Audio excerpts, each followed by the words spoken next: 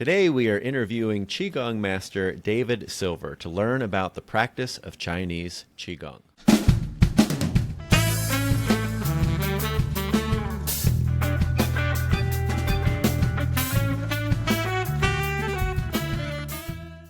Welcome to the Thrivology Lab podcast, where we explore the science, philosophy, and practice of thriving. Our goal is to help you create a happier and healthier life through education, application, and transformation. Your co-hosts on this journey are Neil Utterbeck, that's me. And Phil Dunwoody, that's me. Neil and I are both on the faculty at Juniata College, where we teach courses to promote human thriving and well-being. Before we get started, Neil, where can people find us? Subscribe, if you would, to Thrivology Lab on Spotify, Apple Podcasts, YouTube, or wherever you get your podcasts. Leave a comment or question on YouTube, and we will be sure to respond. And be sure to follow us on Instagram, Facebook, and also LinkedIn. You can also reach out with questions or comments at thrivologylab@gmail.com. In today's episode, we are fortunate to have David Silver as our guest. David Silver developed a lifelong interest in meditation as part of his Goju Ryu karate training starting at age 11. He began studying Tai Chi, Chuan, and Qigong and yoga in his 20s. He started YMAA Qigong study in 2001 and was certified by world-renowned Chinese martial arts master Dr. Jwing-Ming as a Qigong assistant instructor in 2006, full instructor in 2009, and finally a Qigong master in 2023. And knowing Dr. Yang as I do and you do, he does not give such things away easily. And so if he says you are a Qigong master, you truly know a lot about this topic. David Silver managed fundraising for the nonprofit YMAA Retreat Center, that's the Yang's Martial Arts Association Retreat Center, between 2005 and 2016, which offered full-time 5- and 10-year Kung Fu training programs. I was fortunate myself to go out there, make about 5 trips there over the years, totaling about 10 weeks of training. And that, for me, is really where actually some of my most direct Qigong experience came from. David currently works as a producer and director of instructional martial arts and health videos for YMAA Publication Center, creating all DVDs, video apps, and streaming videos. He has produced and directed over 200 videos featuring Dr. Yang Jwing-Ming, Guang Yi, and Lou Reed. You got to meet Lou Reed? Yes. That is awesome. It's a cool story. Yeah, okay, we might have to start with that. Wim Hof and many others. He is the co-author of Sunrise Tai Chi and Sunset Tai Chi books with Rommel Rones. He is an avid researcher and writer and has worked as content editor of books by Dr. Yang, including Qigong Meditation, Small Circulation, Meridian Qigong, and Qigong Grand Circulation. David designed a product line of wooden Tai Chi training balls. You'll have to tell us what those are for those who don't know. Made of reclaimed wood, working with woodworking shop in Maine, USA, in various sizes and styles. He is the founder of the YMAA Cape Cod School and teaches weekly classes in person since 2006 and online since 2020, including regular sessions for cancer patients and their supporters through the Cape Wellness Collaborative. And he can be contacted through www.capecodqigong.com. We will put that link in the show notes. So welcome to the show, David. Welcome, David. Thank you very much for having me. All right, I got to start with the Lou Reed story as a music fan. Sure. Yes, so I had been making instructional videos with YMAA for a few years, and I got into it right at the very year that the DVDs came out. And so no one knew how to make them, so we all sort of scrambled to learn how to do this, and we managed to get the first Tai Chi DVD onto Amazon. Dr. Yang's Classical Yang video. And then I really felt like the instructional video medium could be a lot more detailed and feel like not only, a follow-along video, but also sort of like a time capsule, like tell me everything you know about this subject now in case this is the only video on the subject that someone ever gets. And so I started making pretty in-depth, like 4 or 5 hour long videos that were intensely instructional. And apparently Lou Reed saw some of these, heard about them.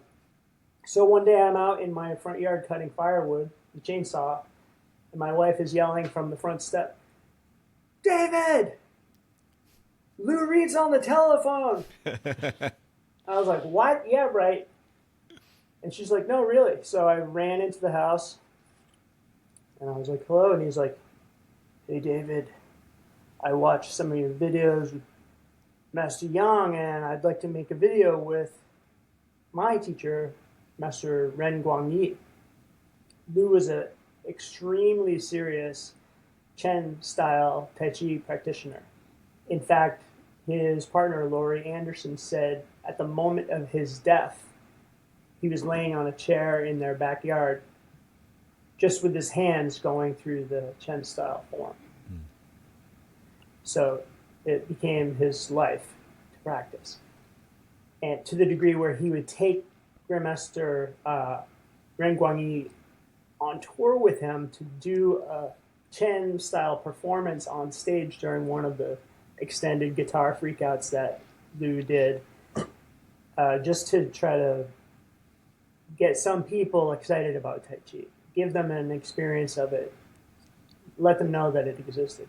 And he, I was like, I would love to make this video with Master Ren, but it, it would be better if you narrate it and do the music. Oh, nice. So I was like, And he was like, "Yeah, I'll do that." He had just actually finished a meditation album of all synthesizer, like just crazy synthesizer music that he envisioned being for meditation and Tai Chi practice.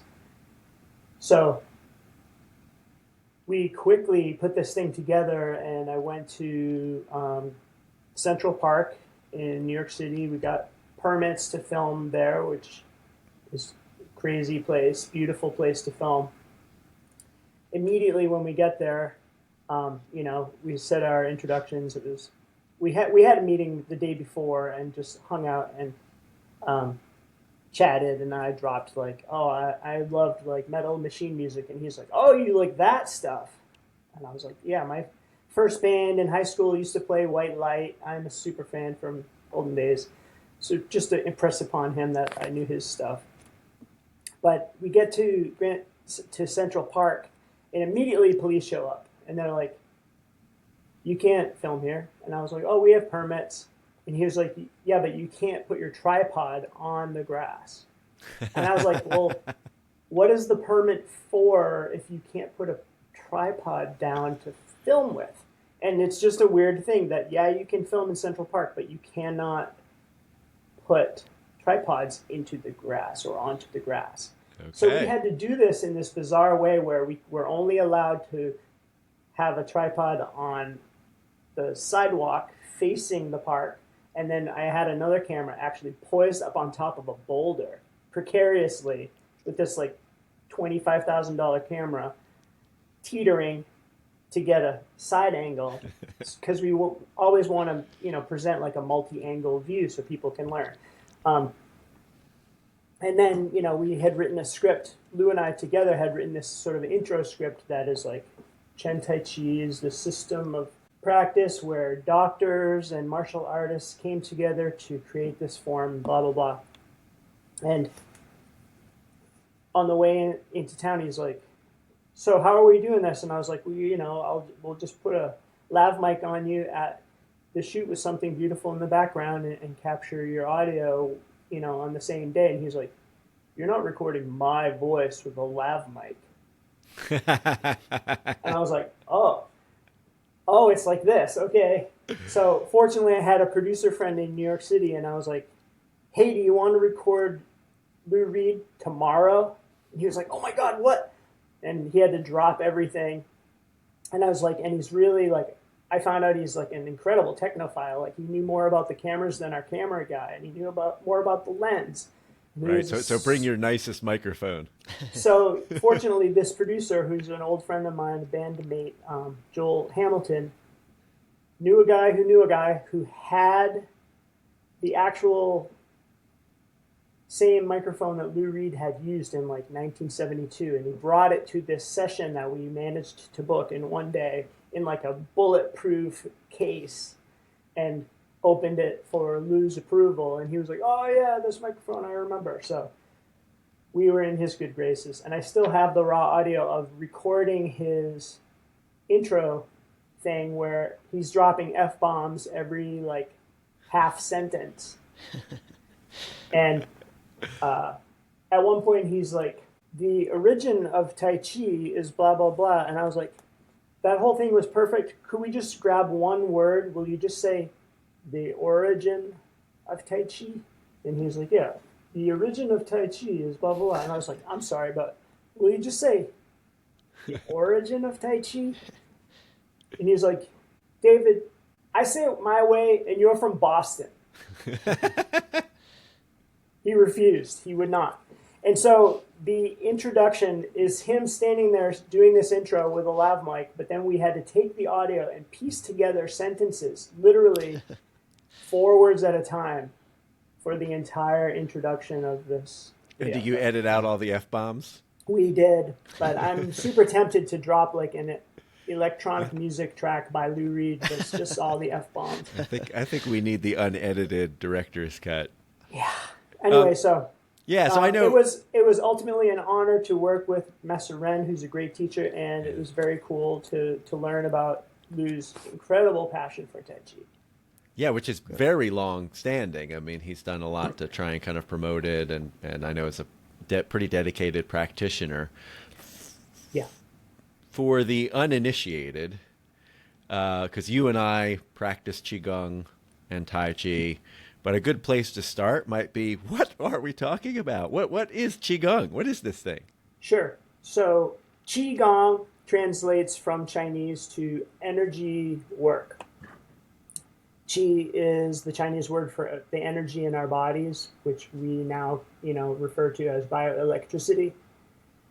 And Gong is short for Gong Fu, which means effort and time. Any discipline that you put in a lot of practice to develop skill is Kung Fu.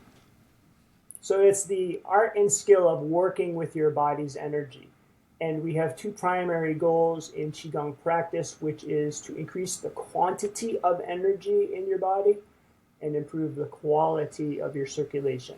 In Dr. Yang's lineage, he pretty much gets all of his Qigong from his White Crane master, because Qigong is also used in martial arts as a way to develop the body's energy circulation so that you can be faster and deliver sharper blows or blocks in all the different Kung Fu styles. But Qigong also came from monasteries and from a healing discipline of traditional Chinese medicine that goes back thousands of years. My personal Qigong training, beyond the YMAA curriculum, has also invariably tied back to traditional Buddhism and has really developed in that direction, like post-curriculum, learning that so many of these skills that we refer to nowadays as Qigong or even, modern yoga can be found in traditional Buddhism. And one of the things Phil and I were talking about the other day, and talking about the origin of things, I'm always fascinated when different cultures, different populations start to tap into some common features of the human experience and how they might have gotten, like you just brought up, sort of yoga and mindfulness, which we tend to sort of group. And here we have Qigong and Tai Chi as sort of a grouping. And, in your bio, you also said you work with Wim Hof, and I do Wim Hof as my own principal breath work. And can you talk a little bit about like how some of these different modalities might be different, similar, what they might be sort of speaking to? Some can work together because, the physiology of the body is the same. Some don't work together. some modalities will work for one person and not for the other. For instance, Wim Hof is on a docu-series about like superhuman skills that can develop out of like long-term training. But personally, the Wim Hof method didn't work for me. I found it too overstimulating for my nervous system. But everyone's different. People are more different than we realize. People have to find what works for them and their health as it stands today. And that can sometimes be like a moving target. So the yoga that you did 20 years ago may not really resonate or do much for you nowadays. You have to keep, it's an active process of using these modalities, finding the one that you feel results from, not just like doing a routine and assuming the results are there, but you have to actually be really engaged with the feeling of the practice. Yeah, I mean, these are very introspective practices. You're doing them to cultivate some feeling, and exploring that, deepening that feeling over time. So Yes. yeah, just because you're following steps doesn't mean it's necessarily working for you. So I think there is definitely a lot of self-exploration. And in my own path, I really kind of started with Qigong through Dr. Yang's materials and my time at the YMA Retreat Center. And then Neil and I both went through a mindfulness training program, certification program that was really designed targeting college students, because we both work at a college. While you can certainly see the Buddhist roots of some of that practice, it's kind of a modern secularized version of mindfulness. But you mentioned Or is it? Or is it? What? I mean, who are we talking about? John Kabat-Zinn, who really brought mindfulness to the mainstream? Yeah, it kind of comes from that, but it's Holly Rogers is the person who kind of developed the program that Neil and I teach to college students, and of course we have our own practices that, like you, have diverged and grown and in different ways. Yeah. One thing I've become fascinated with recently is this discovery. I know you guys are familiar with the Mind and Life Institute, which is this ongoing dialogue between the Dalai Lama and researchers in psychology and brain physiology and cutting-edge brain research. John Kabat-Zinn's mindfulness practice comes directly out of those early Mind and Life conversations. And so, that road leads back directly to the Dalai Lama, the source in our lifetimes of the Dharma. And interestingly, a lot of therapy nowadays that people end up working with, for emotional dysregulation and all kinds of resilience and anxiety issues, whatever, stress in general, is DBT, dialectical. And that also has its roots in traditional Buddhism. After her experience of misdiagnosis and being institutionalized, she became a therapist and then joined a Zen practice nearby and really brought all of those traditional skills, which are time tested and very, very detailed, and lots of pith instructions and technique oriented teaching that you don't see in the like front facing Zen or Tibetan Buddhist teaching, but they actually have like very detailed instructions about how to get out of different states of mind and how to address lack of calm, and also things that sound like modern day, almost like new age practices of like scanning your body, inhaling bright white light, exhaling black smoke. These things are 2,000 years old. So I always feel like all roads lead back to the Dharma nowadays. Well, it's interesting too. Like, for us, for our college students, our general education, we talk about sort of ways of knowing, sort of epistemologies, how people understand things.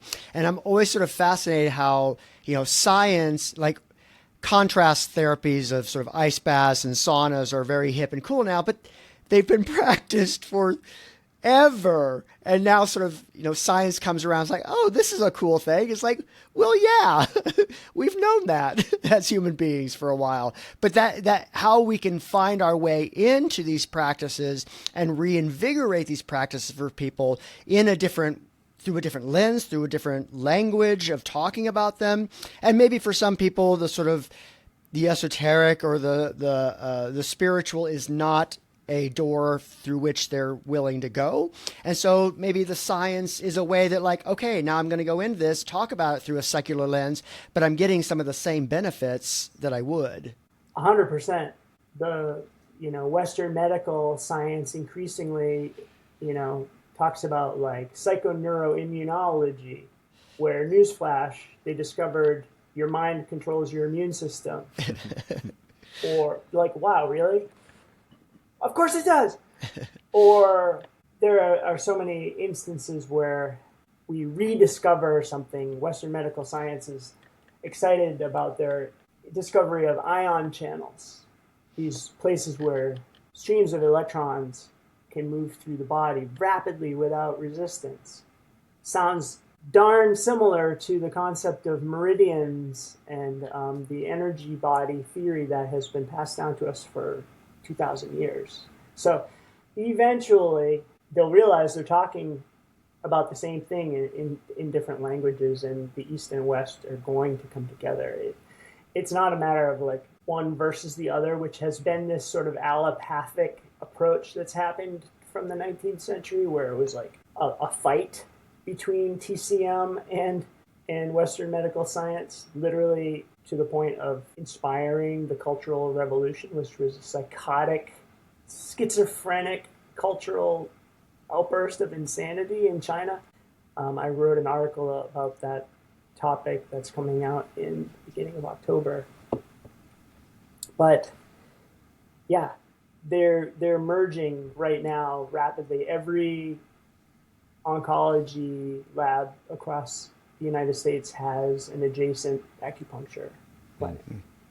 It's just happening because the data shows that these things need to be integrated.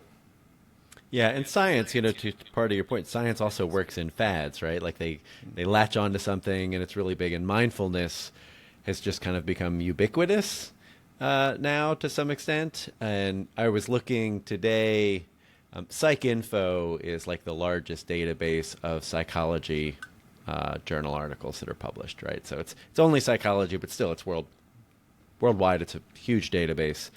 And out of curiosity, I typed in mindfulness, and there are over 25,000 hits come up just in psychology, right? So this is the extent to which it has been caught on and kind of researched. And that's a huge change. You go back 20 years, it was almost nothing, especially, 25 years. And it's really taken off. And the Dalai Lama's Mind and Life Institute, certainly part of that. John Kabat-Zinn's work's part of that. But then I typed in Qigong and used a variety of spellings because, how the translation works. And 400-ish citations.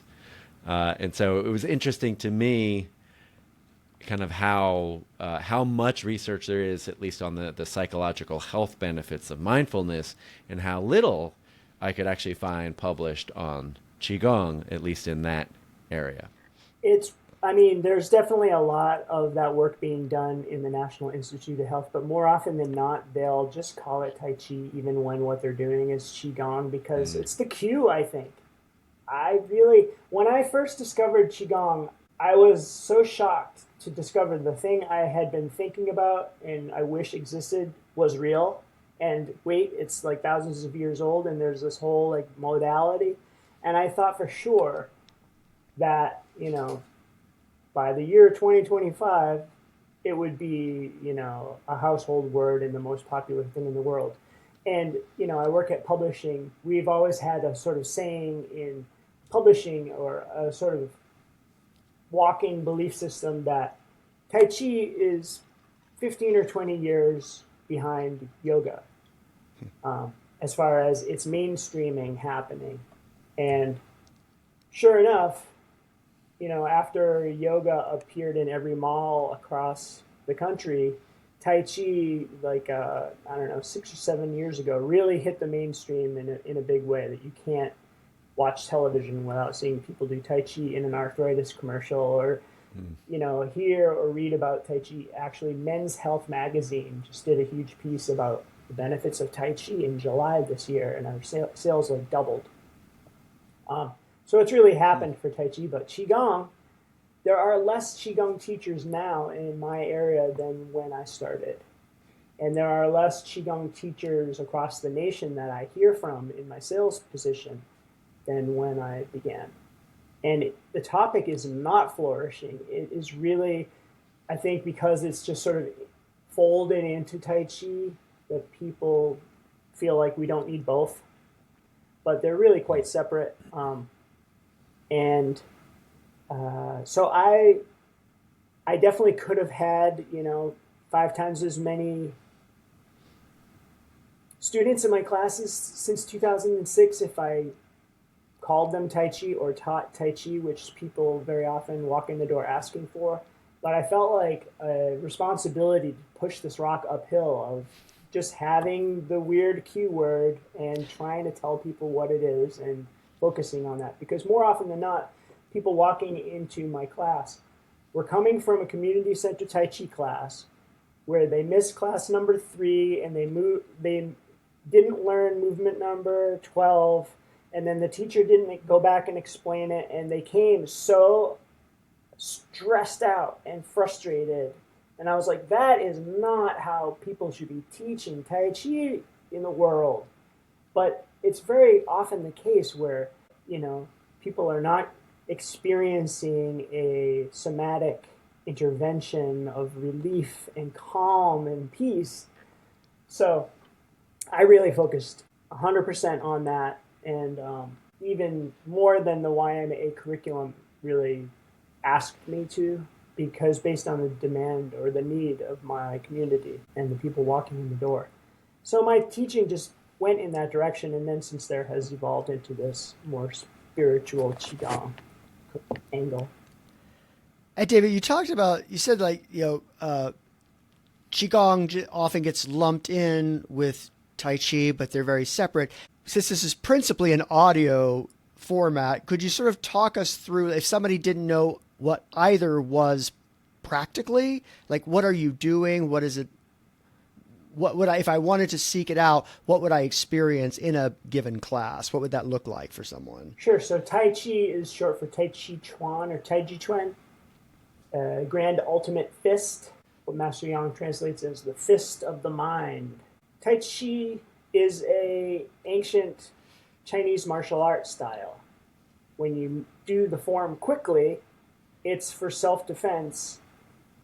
But when you practice Tai Chi slowly, it's a form of Qigong. It's a form of moving meditation. The fact is, most of us are not being attacked by roving bands of ninjas nowadays. Thank goodness.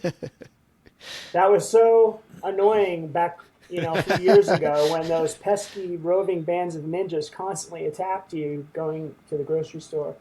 But so now, as a result of this peaceful new situation, we can actually focus on the health side of Tai Chi, which is what most people in America, the majority of people, 1 out of 100 are interested in the martial applications of Tai Chi. Most people are like, isn't that the moving health thing? My doctor said I need to not sit 23 hours a day.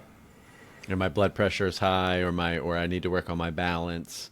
Yeah. I mean, Actually, what's amazing is since about 2019, I started seeing and hearing this new situation where these 30-year-olds and now 20-year-olds are starting to enter Tai Chi and Qigong and meditation classes much more than ever before. I think, their parents in the 80s were the weird Qigong people wearing purple spandex and being, the pioneers who forced this strange topic into American culture.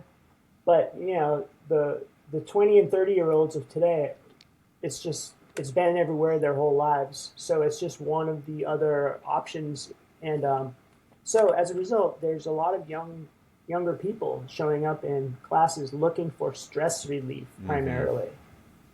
Because I don't know if you guys noticed, but it seems like the world is batshit crazy right now. Yeah, there is no shortage of that. No. And we have been seeing a dramatic uptick nationwide in kind of anxiety and depression among adolescents, emerging adults specifically. Yeah, of course. That is the correct response to what's happening. Yeah. It's not like there's a dysfunction happening. That is the healthy response to what our civilization is doing right now. Mm-hmm. So as a result, we have to insert this stress relief into our weekly routine to compensate. And Qigong is really the ideal modality for that. So Tai Chi is this moving meditation when you do the form slowly. When it gets medium or fast speed, there's all this complexity and a wealth you can study for an entire lifetime of this additional information. And then Qigong, energy work, is either sitting or standing, moving or stationary, primarily internal energy work, where sometimes you're using your limbs in these big range of motion in order to sort of get your energy moving and maintain the health and functionality of the body. But the goal really is to end the session with more energy than when you began, because we get the chemistry of the body moving, but we're not consuming much of it. And then we learn through the practice to gradually quiet the mind to the degree where you're not consuming a lot of energy with the brain, because we know that the brain consumes 10 times more oxygen and energy than other cells in the body. Yeah, I think it consumes about 20% of your body's total energy, which is pretty remarkable. Which is not a small amount. It's like more than your cell phone utilizes in a day. It's a lot of actual electricity that has to come from somewhere. And people think so abstractly about energy that they don't really connect to it very much. As a Qigong weirdo, I have been so obsessed with the topic of energy for 30 years that I've really investigated what is this energy really. I don't want to know the platitudes about it. I don't want a metaphor about it. I want to understand what's actually happening on a molecular level, so I can really get into it. Well, I think this is where some of Dr. Yang's work has really been influential, and he's the teacher that both David and I have studied under, and he has a PhD in electrical engineering, right, as well as this very deep Qigong, Chinese martial art background. And a lot of his publications are really trying to bridge that kind of East-West language gap. And just okay, in the West we talk about, bioelectricity or, neurons or oxygen in the blood or whatever. And in the East, we talk about Qi, right? And meridians. And how are these things actually just different ways of talking about energy moving through the body? Yeah, absolutely. Finding Dr. Yang's book, I had been investigating Qigong for a while in the 90s, in my 20s. The books that were available at the time that I had found talked about Qigong without teaching it. So it's Qigong is this thing, it's from China, and here are some forms. And so I ended up just more confused than before I had read the book. And then I had a friend handed me a copy of Qigong, The Secret of Youth, which is where Master Yang investigates the writing of Bodhidharma at Shaolin. And that book, like all of his books, is meant to be a self-contained thing where the entire history of Qigong is there, the entire history of Shaolin is there. He's thinking 500 years ahead. So every book is the only book you're ever going to find on the topic, and he's putting a lot of information in there. And so a light bulb went off for me, and I finally understood the topic, and I decided to move back east, and because I heard this guy was in Boston, where I'm from, and called him up, and I was like, "Hi, I'd like to. I just finished reading your book, and I loved it. I'd like to train Qigong, please." And he's like, "There is no Qigong class." And I was like, "Oh, well, I just read your book and I want to practice your techniques." And he was like, "Why don't you come down here to the school so we can talk further?" So I went to the school and I was like, "Hi, I'm here for Qigong class." And he was like, "There is no Qigong class." And I was like, "All right, so how do I learn Qigong with you?" And he said, "You have to either join Shaolin Kung Fu or Tai Chi." And learn it as part of those classes. 29 years old, so I was like, "Well, I'm going to do Kung Fu. I'm not going to do Tai Chi." He was like, "You're too old." Yeah, that's one of his favorite things to tell people, yeah. How dare you, first of all. Second of all, I was like, well, I don't know, Tai Chi, I just didn't know what I was talking about, and I didn't get it. And so I joined Shaolin, and in Shaolin, you're supposed to gradually learn Qigong. And he was right. 3 years later, my knees hurt so bad, I was like, I'm going to be the worst Shaolin student of this school, or I'm just going to join Tai Chi class. So I switched to Tai Chi. But I also started saying, will you do a Qigong class sometime? And just annoyed the hell out of him until he started offering, and other people were also asking for Qigong classes. And so we started a Monday night class, after school, night school. And then he also started a Tuesday night class up in Andover, which is about an hour drive north. And so I used to just attend all of those. And then on the weekends, he would do these intensive 2-day Qigong seminars in 8 parts. And I did all of those 8 parts multiple times. And then I was also, while I'm in my first day there interviewing, saying, okay, I want to sign up for class, I was also like, and are you hiring? And he was like, no. And I was like, well, I just moved here and I just have this really strong intuition that Qigong is what I'm supposed to do with you. And I don't have a job. And I feel like this strong need to change what I'm doing. I've been playing drums for the past 10 years and I want to do something to help others. And I feel like this Qigong is the thing I'm supposed to do. And he was like, okay. And he was like, calls over to the publishing company. He said, hire this guy. And they were like, we're not hiring. And he was like, just hire this guy. And so I blithered my way into a job. And then a couple months later, someone who ran the video department was like, I'm moving to Thailand. And they were like, who can do video? And I was like, I'll do it. So that's how I ended up with YMA 25 years ago. Interesting. Very interesting. And David, if someone was in your position in their 20s and they were looking for some of the same thing, where would you recommend somebody start today? I feel like Lee Holden has a great program. Lee Holden.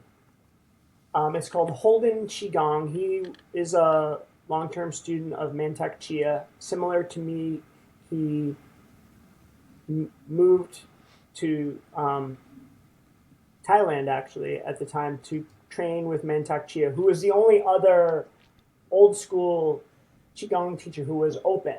Like Master Yang was open in teaching white people. Because you have to realize that at this time in the 80s, 90s, Master Yang was still having his flyers ripped down off of the walls by the Chinese community because he was openly teaching Qigong to the public at the time, and there was still an issue with that. I think that has finally faded. So Mantak Chia was this other teacher with vast knowledge who was openly teaching the public. And Lee Holden went over, studied with him, was a ghostwriter and an editor of Mantak Chia's books and really immersed himself in it, sort of similar to the way I really made my whole life about it. And he's got a great program of beginner and element-oriented videos on DVD and streaming that I would highly recommend.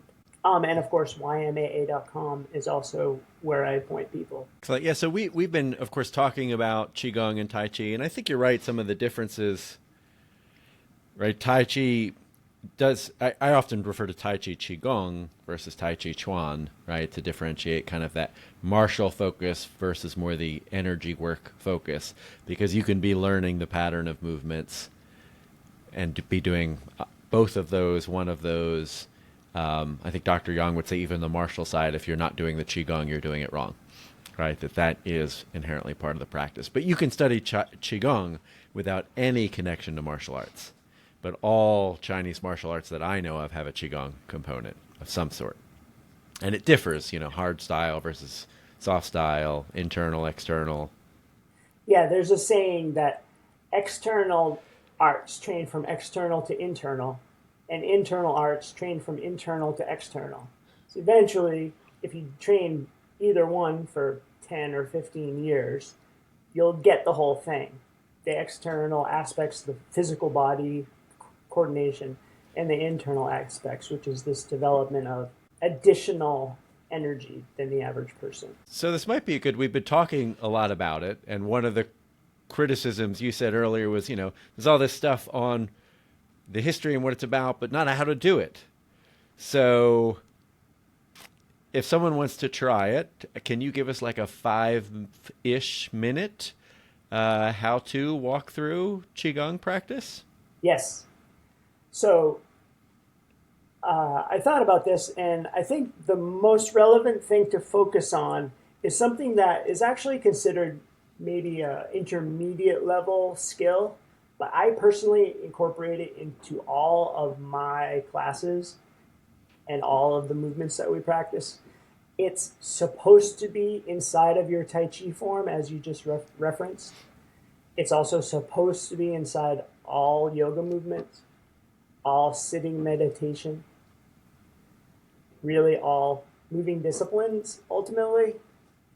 And it's this 4 Gates Qigong. So it might be beneficial for people to just close their eyes so that they can sort of transition from thinking to feeling, and hopefully get into a place where they can listen to their body a little bit more, because the ultimate thing people want out of their Qigong experience is not just to vaguely feel better or experience energy, but to physically feel the energy. So we're going to close our eyes. You're going to make sure that you're transitioning into slower, deeper, silent breathing through the nose, ideally. What that means is inhaling at least 5 seconds, which is slower than you think, really filling the lungs. Exhaling and emptying the lungs. Connecting to the breath is always the first step. It can be a great practice unto itself, just the primary component of mindfulness, and also, Herb Benson's relaxation response is people getting out of their head and into their body, connecting to the breath. So sometimes people disparage the practice, but I actually recommend not only at the beginning, but at other times in your life, if the mind is just busy, you had 1 cup of coffee too many, or you're experiencing some stressors, or the world is completely insane. Counting the breath can be really helpful, even silently in your mind, inhaling for 5, 4, 3, 2, 1, and exhaling for 5, 4, 3, 2, 1. Because counting the breath means you become present in the moment. It's just enough to capture your mind so that random thoughts can't consume too much energy. because our goal is that we're calming the thinking mind down to the degree where more energy becomes available inside the body. Otherwise, so much energy gets trapped in the head. So through this repeated breathing, you start calming down the body. And then we want to see if we can connect to leading the energy. So if you can, just hold your hands out in front of the body, just lifting them off the desk or off your lap by half an inch, just enough. You don't want to lift the arms to the degree where your elbows are bent at 90 degrees and you're sealing the circulation that's passing through the elbows.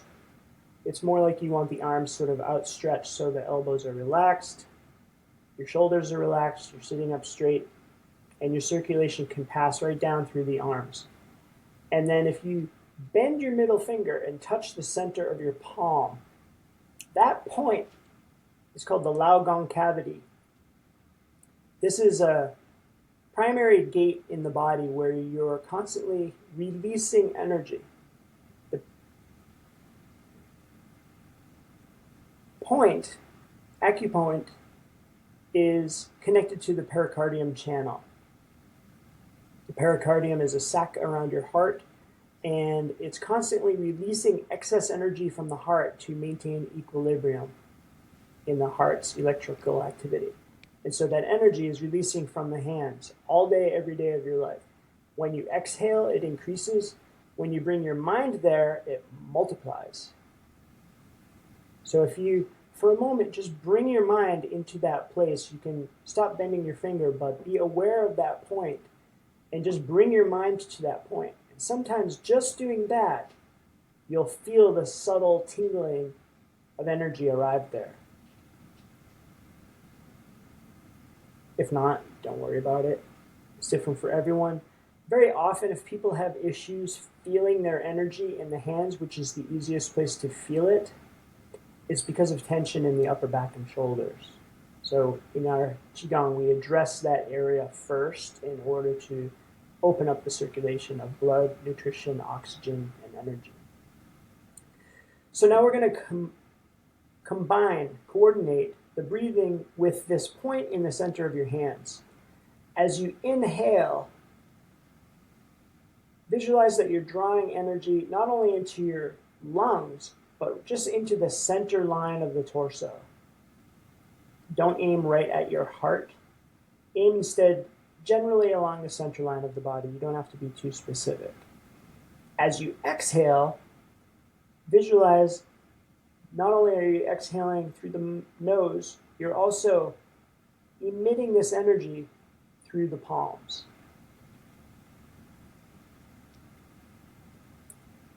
Inhale, you have to have a single pointed, focused intention that you're drawing energy into the body. Exhale, you have a similar focused intention through the palms. And one of the funny pitfalls of this practice is over time, you will feel it more and more, even if you don't feel it at all right now, to the degree where you'll eventually have a very reliable feeling of your energy in the hands every single time you practice. When you exhale, the energy is there. But a funny thing is that by bringing your mind to that point in the hand, it starts to increase the sensation there. And because of the sensation, you go, oh, cool, I feel the chi. Finally, I have a strong feeling in the chi in my hands. And you're thinking about the feeling, and so you're leading the chi into that one place, and then the chi is stuck in your hands. So ultimately, we don't want to develop a habit of leading chi into the Lao Gong cavity in the center of your palms, but instead through it. So you aim for a target outside of the body. Where your mind goes, energy flows. So you select a target a foot away from the body or further. Just visualize the hands shining a light beyond the physical body. And then when you inhale, you're drawing energy in through those points into the center line. And this connects you to the easiest to feel energy gates of the body. Anyone who does this practice a couple times a week for a month or two will eventually have a stronger physical experience of their qi. And once you have a strong physical experience of your qi, that's all it takes for you to go, wait a minute, what? There's something there. And it becomes this fascinating experience where the more you practice, the stronger the physical sensation becomes, to the point where you now have this verification of whatever skepticism remained in your mind. And that allows you to double down and really invest in the practice. And in my experience, there can be this slow, gradual increase of qi as you practice, even just sitting meditation or whatever your discipline is. Once you connect to the energy, it's always there. You don't lose that connection. But in my experience, the energy through practice will have these sort of major steps up, where suddenly you'll be like, oh, now I feel the qi. And then it will plateau again for a while, and you'll be like, I want it to be like that last time, and I'm not quite sure I'm feeling it, and it's there, but it's not that substantial, whatever. And then one day you're like calmer and trying less and softer and more relaxed, and boom, it will happen again where you have this major step up where you're like, oh. And gradually it can feel like you're squeezing a cushion or pulling taffy, or like trying to press two magnets together. And it can even be like there's a solid object between your hands. But you have to be almost in a semi-sleeping state of very deep relaxation, closer to the limbic system, further away from the thinking mind, the periphery of the brain. And so that's what we're always trying to do, is transition into that semi-sleeping state where you energize the limbic system along the center line of the body. And that's really where this magic happens. And from there, you can connect to the healing side, and you can connect to the spiritual cultivation. And, in the process, you're calming the mind, you're experiencing this breath work, you develop a good habit to the degree where your body starts reminding you. Mm-hmm. What becomes this, you wind up conditioning your own body. Is what I've noticed over time, right, as I do these breathing and movements and the visualization, where initially it required, kind of a lot of practice to feel anything. Then what starts to happen is I would describe as classical conditioning. As soon as I start to breathe and think about that, it's like this, almost like this wave that falls over my body that I feel differently. Yes, and it is. I think it's the lowering of the stress response. As a Western, as someone trained as a Western scientist, I came into martial arts through Goju. That was my first style, karate, and was interested in Tai Chi and certainly the martial and the relaxation. But it was hard for me to open up really talking about Qigong in a kind of phenomenological sense. And I've gotten much more comfortable with that as my own practice has deepened. And you talked about the power of the mind. I mean, we know there's all this research on placebo effects in psychology. If you give people a sugar pill and tell them that it's going to increase their pain tolerance, their body's natural production of endogenous pain, like opioids and cannabinoids, increases. If you give people placebos and you tell them it's going to boost their immune system, there are measurable changes in their immune system that you can detect through saliva and blood work. And so we now have like this, like you said, like this abundant evidence that, just thinking about something can actually have pretty drastic physiological effects on the body. Well, the use of, like, whether or not somebody believes that sort of that light, that energy is some sort of external reality or it's just a factor of the imagination doesn't seem to really matter. Like if it's doing a thing, then it's real. Right. Well, like Dumbledore said to Harry Potter, of course it's all happening in your mind. That doesn't make it less real, right? right. Yeah, because the assumption there is that your mind is not connected with your body. Right. Which it is. David, this has been awesome. This is a great kind of, I'll say, crash course into what is Qigong. And as we know, this is a topic you can go down a lot of rabbit holes for.